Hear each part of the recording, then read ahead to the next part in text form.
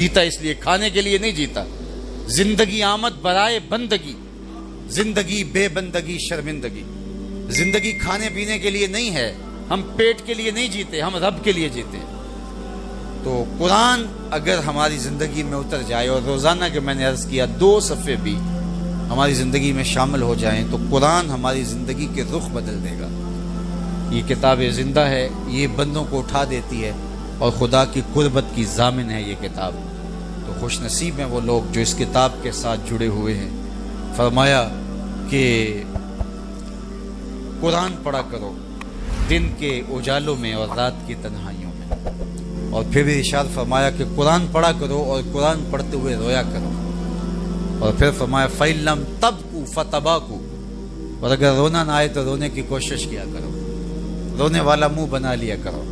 حضرت داتا گنج بخش علی حجویری علیہ رحمہ کشف المعجوب میں لکھتے ہیں کہ ایک مرید نے ان سے پوچھا حضرت اگر رونے کی کوشش کریں پھر بھی رونا نہ آئے، فرمایا پھر مقدر پہ رویا کرو.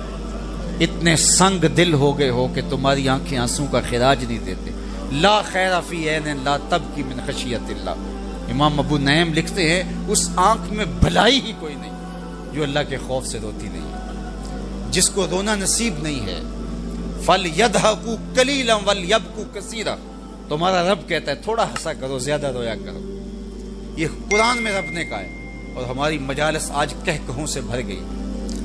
آج ہماری زندگی لطیفوں کی نظر ہوگی تو خود لطیفہ بن کے رہ گئے. آج آنکھیں کھلی ہیں آج نہیں پتہ چلے گا، آنکھیں بند ہوگی تو پھر پتہ چلے گا کس مغالطے میں رہے.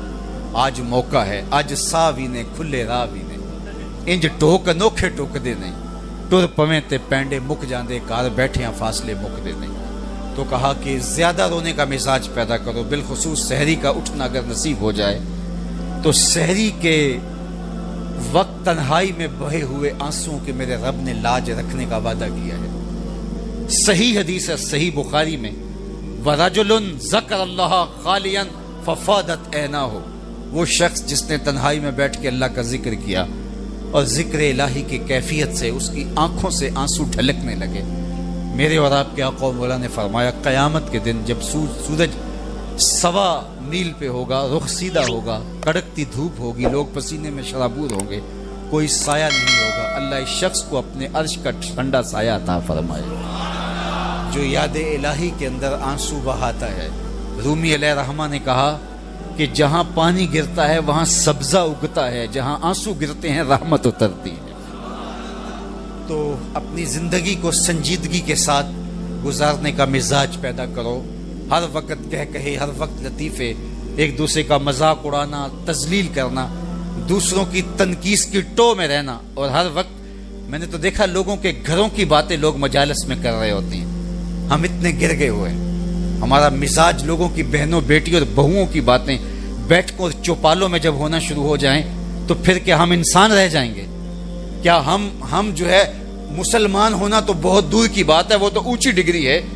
اچھا انسان بھی کیا وہ ہو سکتا ہے کہ جو وہ اتنی گراوٹ کا شکار ہو جائے کہ اس کی مجلس میں ایسی بدبو غیبت کی پھیلتی رہے کہ ہر وقت لوگوں کی بہنوں بیٹیوں کے تبصرے وہاں ہوتے رہیں، لوگوں کی آراز اور عزتوں سے کھیلنا اس کا محبوب مشغلہ بن جائے تاکہ لوگوں کو ذلیل کیا جائے. مسلمان کی تعریف تو یہ کی گئی المسلم من سلم المسلمون من لسانہ و یدہ. مسلمان کون ہے؟ جو تہجدیں بہت پڑھتا ہے. مسلمان کون ہے؟ کہا مسلمان وہ ہے جس کی زبان سے اور اس کے ہاتھ سے، اس کے رویے سے، اس کے طرز زندگی سے دوسرا مسلمان محفوظ رہتا ہے. ہم جو کہتے ہیں السلام علیکم، یہ تحیت المسلم ہے نا، السلام علیکم. تو اس کا کیا مطلب ہے؟ السلام علیکم کا مطلب ہے تجھے سلامتی ہو. تو جب کوئی شخص کسی کو کہتا ہے السلام علیکم تو گویا وہ اس کو ضمانت دیتا ہے کہ میری طرف سے بے فکر ہو جا، میری طرف سے تیری جان بھی محفوظ ہے، تیرا مال بھی محفوظ ہے، تیری آراز، تیری عزتیں بھی محفوظ ہیں. اور وہ آگے سے کہتا ہے وعلیکم السلام، مجھے ضمانت دینے والے میری طرف سے بھی بے فکر ہو جا، تیری عزت کو، تیرے مال کو، تیری آبرو کو، تیری جان کو میری جانب سے بھی کوئی خطرہ نہیں ہوگا. یہ ہے مفہوم السلام علیکم کا. لیکن آج ہم السلام علیکم کہہ رہے ہوتے ہیں اور سلام لیتے ہوئے انگلیاں بھی کاٹ رہے ہوتے ہیں. تو یہ پھر سلام نہیں ہوتا، یہ منافقت ہوتی ہے. تو سلام ضمانت دینا ہے، سلامتی دینا ہے. ہارون الرشید کے دربار میں ایک قیدی لایا گیا جس کو سزائے موت ہونے والی تھی. تو اس کی یہ آخری آرزو تھی کہ مجھے بادشاہ کے سامنے پیش کر دیا جائے. بادشاہ نے کہا ٹھیک ہے، اس کی یہ آرزو پوری کر دی جائے. دنیا کے قوانین میں ہے کہ مرنے والے کی آخری آرزو پوری کی جاتی ہے. تو وہ دربار میں داخل ہوا اور کہا السلام علیکم. ہارون الرشید نے کہا وعلیکم السلام. تو اس کے بعد آرزو تیری پوری ہوگی؟ اس نے کہا ہو گئی. چلو اس کو پکڑو اور اس کو قتل کر دو. اس نے کہا مجھے قتل نہیں کر سکتے. کہا کیوں؟ کہا بادشاہ نے مجھے بری کر دیا. کہا بادشاہ نے کہا میں نے کب بری کیا؟ کہا آپ نے کہا نہیں وعلیکم السلام، تیرے اوپر سلامتی ہو. اللہ اکبر. تو بادشاہ مسکرانے لگے. کہا کہ جاؤ میں نے اس کو آزاد کر دیا. تو جب کسی کو آپ کہتے ہیں السلام علیکم تو اس کو ضمانت دے رہے ہوتے ہیں، ضمانت دے رہے ہوتے ہیں. چلو میں تمہیں آپ پیار کی ایک کہانی سناؤں. حضور کا طریق یہ تھا کہ جب کسی کے دروازے پر جاتے تو دستک دیتے 3 مرتبہ اور ساتھ کہتے السلام علیکم. 3 مرتبہ تک حضور یہ فرماتے، اور اگر جواب اندر سے نہیں آیا تو حضور تشریف لے جاتے.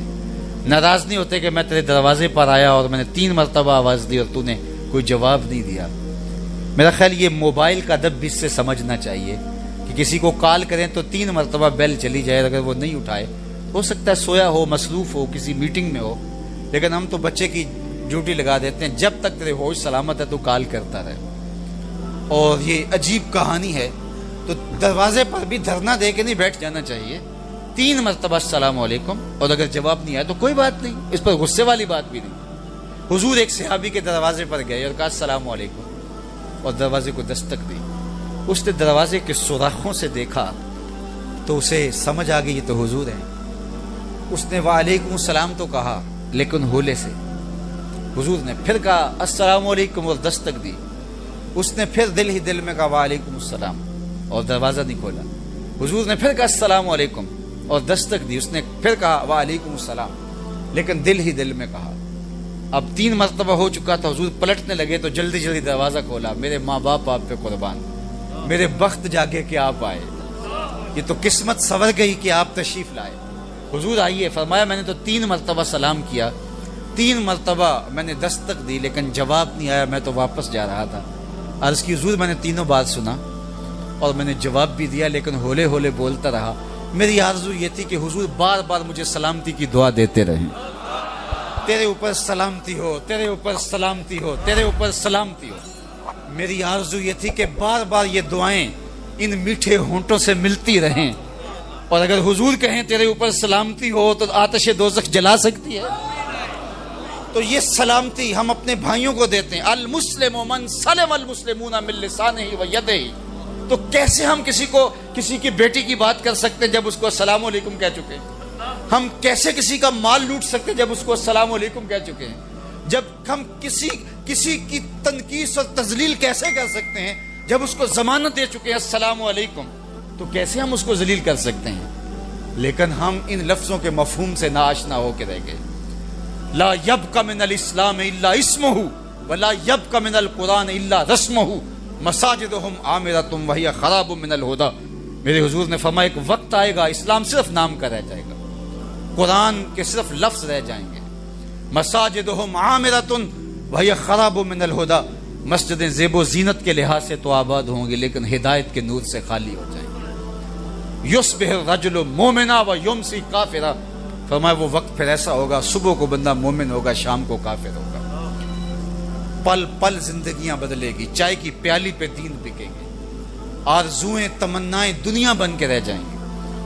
آئیے آج بھی میرے پاس اور آپ کے پاس وقت ہے. پتہ نہیں موت کب ہمیں دبوچ لے. جب موت آتی ہے تو ایک لمحہ بھی نہیں لگتا. ہم کہتے ہیں ابھی تو فون پہ میری بات ہوئی، ابھی تو میں نے سبزی والی دکان پہ کھڑے دیکھا. لیکن جب موت آتی ہے تو صاحب ایک گھڑی، ایک ساعت اور ایک لمحے کا بھی تقدم و تاخر نہیں ہوتا. تو آج میرے لیے اور آپ کے لیے وقت ہے. فرصت کے ان لمحات کو غنیمت جانیے گا. ایک تو کبھی بھی 5 گانا نماز کو ترک نہ کیجیے گا اور اپنی نظر کو ہمیشہ پاک رکھیے گا. جس شخص کی نگاہ پاک نہیں رہتی اس کو عبادات میں سرور نہیں مل سکتا. آج بہت لوگ شکایت کرتے ہیں کہ ہماری نمازیں بے لذت ہو گئی ہیں. نماز کا ایک ٹیسٹ ہے، لذت ہے. روزے کا اپنا الگ مزہ ہے، زکوٰۃ کا ایک الگ مزہ ہے، نفل کا ایک الگ مزہ ہے. دیکھیے آپ گوشت کھاتے ہیں تو اس کا ذائقہ الگ ہے، سبزی لیتے ہیں تو اس کا ذائقہ الگ ہے، آم کا ذائقہ الگ ہے، امرود کا الگ ہے، کیلے کا الگ ہے، سیب کا الگ ہے۔ تو یار جب کیلے اور سیب کا ذائقہ موجود ہے تو تہجد اور فجر کا ذائقہ نہیں ہے؟ تو ہر نماز کا ذائقہ ہے، فجر کا اپنا ذائقہ ہے، ظہر کا اپنا ذائقہ ہے، اس کو حظ کہتے ہیں، اس کو لطف کہتے ہیں، اس کو لطافت کہتے ہیں، اس کا ایک سرور ہے۔ پھر نماز گھر میں پڑھے تو اس کا لطف اور ہے، مسجد میں پڑھے تو لطف اور ہے، کسی باعمل کامل شخص کے پیچھے پڑھے تو لطف اور ہے، اور اگر گھر میں پڑھے تو مزہ اور ہے، اور اگر سجدے کے لیے حرم کا صحن مل جائے تو پھر لطف اور ہے، اور اگر ریاض الجنہ کی زمین مل جائے تو لطف اور ہے، کیفیت اور ہے۔ روزے کا بھی مزہ اور ہے، نفل روزہ رکھیں تو اس کا ایک اپنا ٹیسٹ ہے، فرض رکھیں تو اس کا اپنا مزہ ہے، اور روزے کھولنے کا ایک سرور ہے، روزہ رکھنے کا ایک سرور ہے، گھر میں سحری کریں تو اس کا سرور اور ہے، مسجد میں افطاری کریں تو اس کا سرور اور ہے، اور کامل مرشد کی صحبت میں بیٹھ کے اس کے ہاتھوں سے دی ہوئی کھجوریں لیں تو اس کا ٹیسٹ الگ ہے، اور روضہ رسول سامنے ہو اور کھجور پکی بھی مدینے کے باغ کی ہو اور مدینے میں بیٹھ کے افطار کر رہے ہوں تو اس کا ذائقہ اور ہے۔ ہر چیز کا ایک ذائقہ ہے، لیکن اگر ذائقہ چھن جائے، وہ آج کل وہ کہتا ہے کرونے سے ذائقہ چھلتا ہے، اور جب بد نگاہی کا کرونا ہو جائے تو پھر نہ نماز کا مزہ، نہ روزے کا مزہ، نہ حج کا مزہ، نہ زکوٰۃ کا مزہ، پھر زندگی بے روح اور بے مزہ ہو جاتی ہے۔ اگر میں اور آپ چاہیں کہ ہماری زندگی لطف اور لطافت کے نور سے مالا مال ہو، اس کی حلاوت نصیب ہو، تو پھر اپنی نگاہوں پاک رکھیے گا۔ آج کے زمانے میں اتنا آسان تو نہیں ہے، لیکن ہر صورت میں نگاہوں کو پاک رکھیے گا۔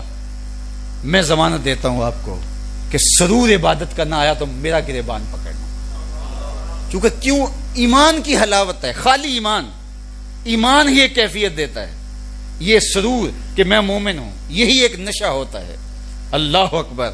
اور پھر جب ہم عبادات کرتے ہیں، کسی کامل کی صحبت میں بیٹھتے ہیں، تو وہ جو اندر آپ کے خوشبو چھپی بیٹھی ہے ایمان کی، وہ پھیلنا شروع ہو جاتی ہے۔ اسی کو باہو نے کہا تھا نا، اندر بوٹی مشک مچایا اتے جہاں پھلاں تے آئی ہو، لیکن ہم نے کبھی اس کو چھیڑا ہی نہیں ہے۔ کستوری کا مزاج یہ ہے، اس کو جتنا رگڑیں گے اتنی مہک پھیلتی چلی جائے گی۔ تو اس کو کبھی رگڑ کے تو دیکھو یار، ذرا اس کو تھوڑی سی دھونی لگا کے دیکھو تو صحیح، اندر خوشبوئیں پھیلا دیتی ہے۔ ہمارے اندر تو بدبوئیں پھیلی ہوئی، غیبت کی، نا اتفاقی کی، نفرتوں کی۔ اپنے اندر کو صاف جب کریں گے تو یہ شفاف حجرہ، یا گندی جگہ پہ تو آپ کسی مہمان کو نہیں بٹھاتے، اور کوئی آپ کے گھر میں نفیس شخص آ جائے اور گندی جگہ پہ وہ بیٹھے گا، چند لمحوں کے لیے بیٹھے گا تو اٹھ کے بھاگ جائے گا۔ تو کسی کے لیے آپ آراستہ کرتے ہو، پلنگ بچھاتے ہو، نئی چادر دھلی ہوئی بچھاتے ہو، خوشبوئیں سلگھاتے ہو کہ آنے والا ذرا آسودگی سے بیٹھ جائے۔